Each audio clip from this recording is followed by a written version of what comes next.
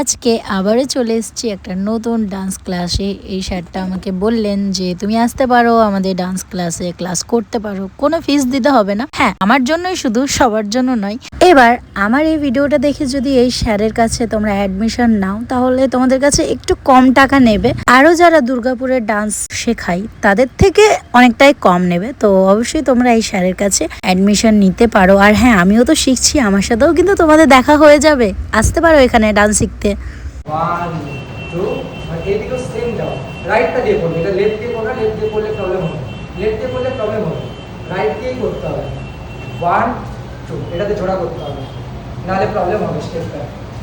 এবার তোমরা অনেকেই ভাবতে পারো এই ক্লাসটা এত ফাঁকা কেন, আর স্টুডেন্ট নেই কেন। তো আজকে আমি স্যারকে বললাম, স্যার আমাকে একা শিখিয়ে দিন, আর এই বাচ্চা মেয়েটাও আসবে আমি জানতাম না, আর এই বাচ্চা মেয়েটা আমার অনেক বড় ফ্যান। আমি তো শুনে সত্যি অনেক খুশি হয়ে গেলাম। আর স্যার আমাকে ডান্স শিখিয়ে দেওয়ার পর তাও আমি পাচ্ছিলাম না, কিন্তু এই ছোট পুচকি বাচ্চা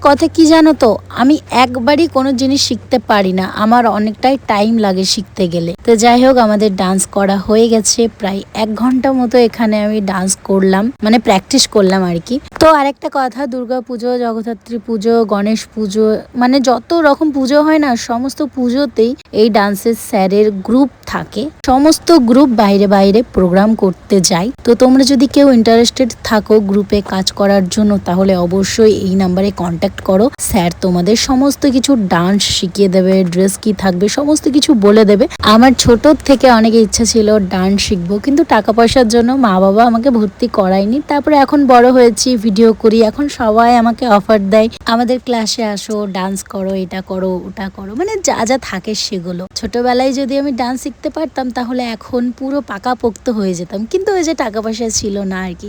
যাই হোক, তোমাদের সাপোর্টে, তোমাদের ভালোবাসায় আমি এত দূর এগিয়েছি। তোমরা এভাবেই আমাকে সাপোর্ট করতে থাকো, এভাবেই ভালোবাসা দিতে থাকো, তাহলে আমি আরো ভালো ভালো কাজ করতে পারবো। আর মাঝে মাঝে আমি ল্যাদ খাই, এটাই হচ্ছে আমার প্রবলেম।